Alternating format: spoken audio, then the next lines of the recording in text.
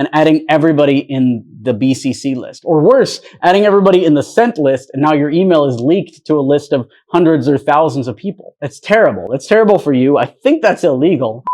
I've been a big advocate for cold email over the past decade, and I've seen people making these 15 mistakes over and over and over again. So I decided, let's put it into a mini course and end it once and for all. And that is what we're going to go through today. By the way, this course is brought to you by Omni.us, which is the ultimate cold email sending tool. #1 greatest cold email sending tool on the market. Try it for free at Omni.us. But before we start, hey, it's Alex helping you out with all of your business needs. Anything related to cold email, sales, lead generation, agency sales, SaaS growth, it's all here. So subscribe for the YouTube algorithm and let's get this going. Here are the 15 most common cold email mistakes to avoid. The most common cold email mistakes people make are so common that you might not even know that you're making them, because cold email should be simple. What is a cold email? It is sending a message to somebody that doesn't know you to pitch your product or service. It doesn't mean spamming them. It means sending customized cold emails at scale, even using something like Omni.us, whatever you have to do. As long as you don't make these mistakes, you're going to make a bunch of money with cold email. Okay, let's jump into this. One of the most common mistakes that people make is lousy subject lines. People pitch me all the time to try to work with me for free, and most of the time, those emails don't even get to me. They're in my spam box or in my others folder, in my promotions, because the subject lines are that bad. Instead of using lousy, uncustomized subject lines, test out some generic but customized subject lines that'll give you better open rates. Some examples are quick question, hi from name, question about company, about company.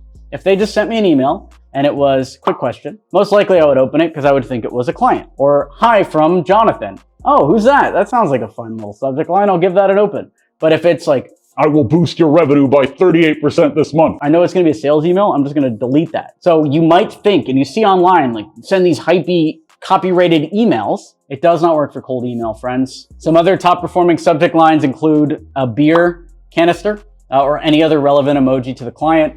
This beer canister was when we were selling website development to beer brewers in the United States. We've also sent cold emails to video game companies, and we've had the Space Invader emoji or the game controller emoji, and we've sent cold emails to many other companies, and the emojis are always relevant to them. So I'm not saying send a beer emoji, send something relevant to the prospect. Another good one is I was born to work with company. So they send me an email, I was born to work with X27. Whoa, okay. I was born to work with Omni.us. Really? I'm going to open that up, see what they got to say. Another good one is meeting next week. And you might think, oh, do I have a meeting scheduled? You open the email.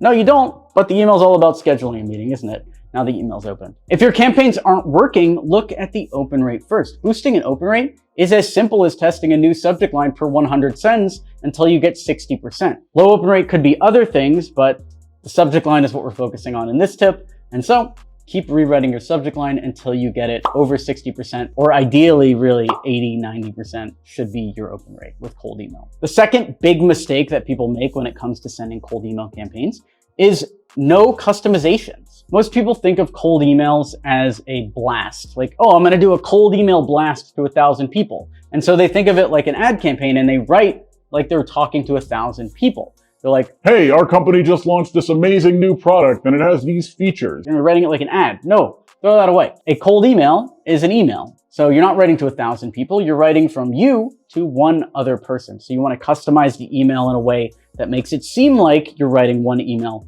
to one other person. And that means that you're writing an email specific to the niche and you're customizing the first line with a compliment relevant to that prospect. You could send up to 6 minutes per email, which will give you 10 times the open and response rates versus blasting. And with AI-powered tools these days, you can lower that to as low as 20 seconds. You use any of these AI-powered tools to write your custom first lines, then you feed them to your virtual assistants or even to yourself to quickly read through them, test them, and edit them. And you can lower your time spent from 6 minutes per email to a few seconds per email and still get that 10x open and response rate versus blasting out thousands of emails.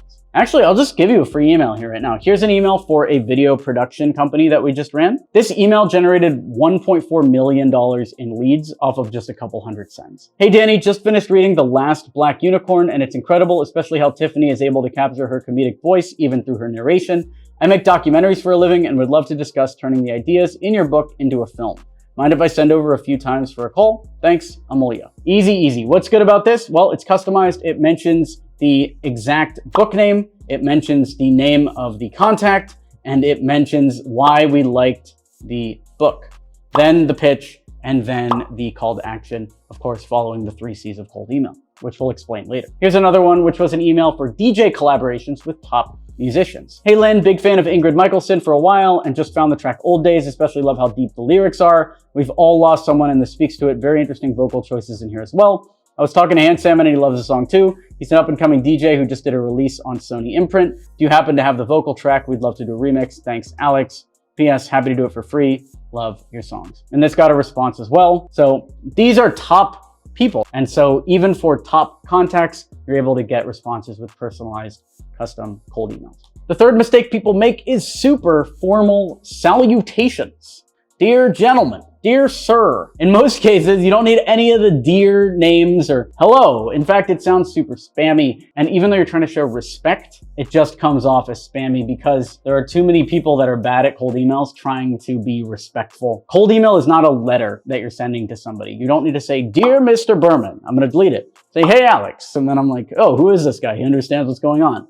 And I'm going to read the email. So in most cases, throw out dear name, throw out any of that sort of stuff, and just say, hi, Alex. Hi, name. The fourth mistake people make is not warming up their inbox. When you start sending cold emails, your email provider doesn't know you from anyone else. They don't know if you're going to be spamming people. They don't know if you're using the emails for phishing or nefarious purposes. And so you need a warm-up tool that will teach the email service providers that your emails are okay. A good warm-up tool will send emails on your behalf and then respond to other people's emails, marking them as not spam and making sure you have perfect deliverability for your inbox. My favorite warm-up tool is OmniWarm, which you get as part of omni.us.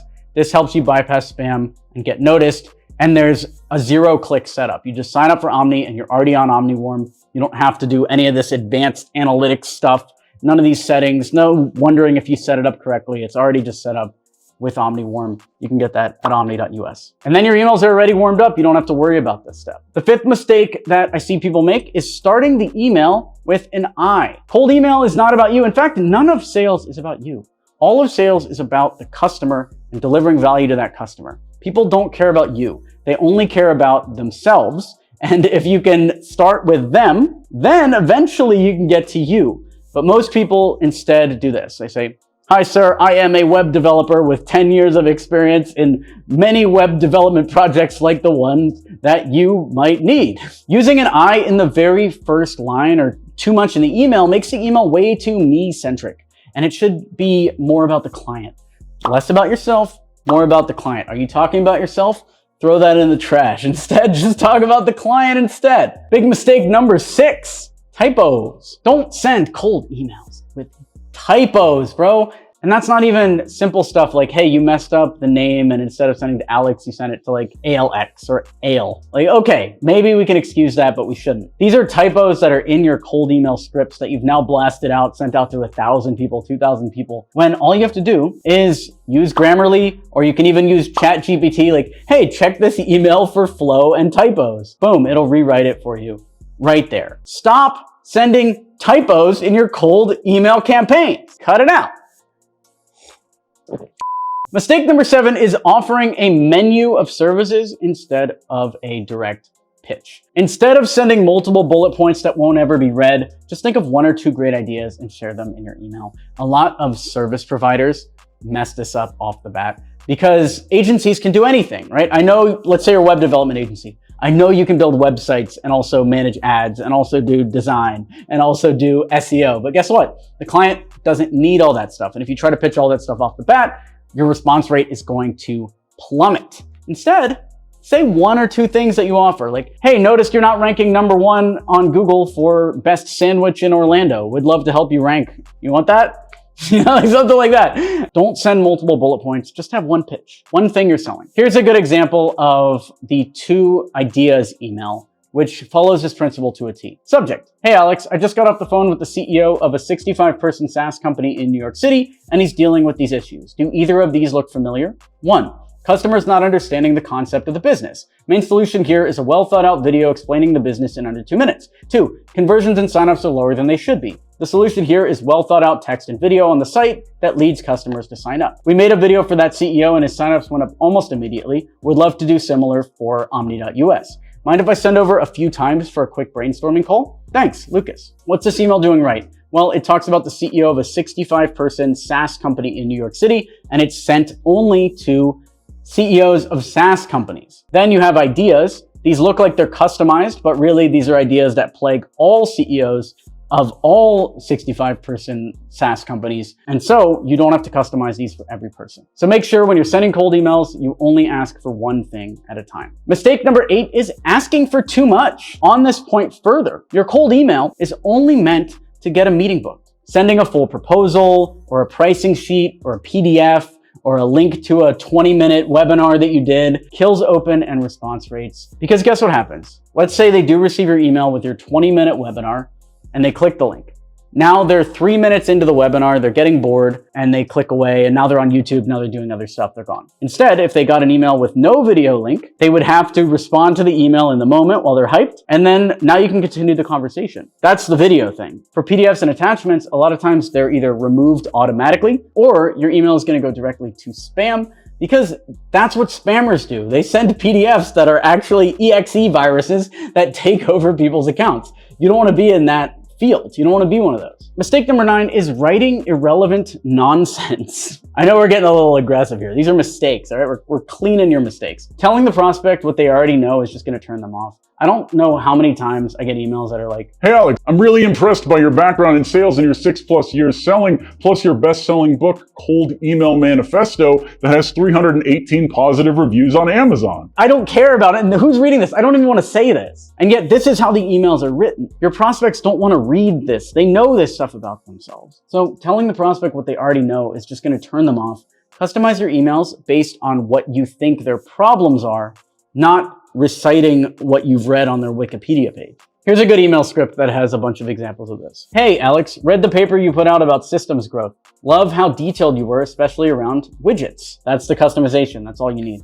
"As a professional writer for the last 30 years in the tech industry, I've written dozens of white papers and your team is on the right track. I also know how much work goes into creating a great one that connects with the C-suite in major corporation. I have a couple ideas for new white papers that will work for company and can create them at a professional level. Mind hopping on a quick call to talk about your goals? Thanks. P.S. Also happy to send over a few of the recent white papers I've written for this company, this company, this company, and this company. All 4 are companies that they would have heard of." Mistake number 7 is random bolding or capitalization. Don't capitalize company name in the email, and never use the full company name either. I know online it might be written as Omni.us automated cold email selling at scale, but in the email, write Omni or write Omni.us.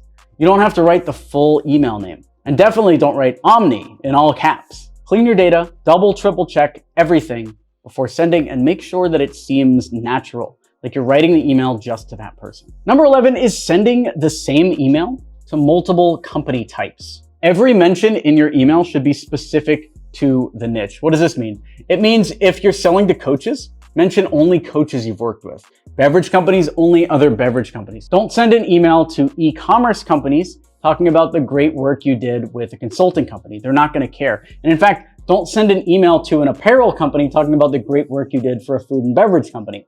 They're not going to care. It should be as niche specific as it possibly can be. Here's an email with a great example of this. "Hey Scott, about this company and our company. Hey Alex," and then you have your custom first line. "I love your food and would love to help you get more customers for free at first. I've worked with a couple of Japanese restaurants in the area. I just ran a promotional campaign with this company where they spent $15 on food, giving out miso soup, and ended up with $3,000 in revenue and a couple dozen new 5-star Yelp reviews. Mind if I send some more info?" So this email is sent just to Japanese restaurants. They know the Japanese restaurant that was cited there, and they're going after the other Japanese restaurants in that area. This converted like hotcakes. Number 12 is emailing a business, not a specific person. "Hi X27, for instance, we're not emailing businesses." Again, with email, emails are one-to-one communication. You're sending a message to somebody else, pitching them your product or service. Every word in that definition means something. You are one person emailing another. We are not interested in helping your business.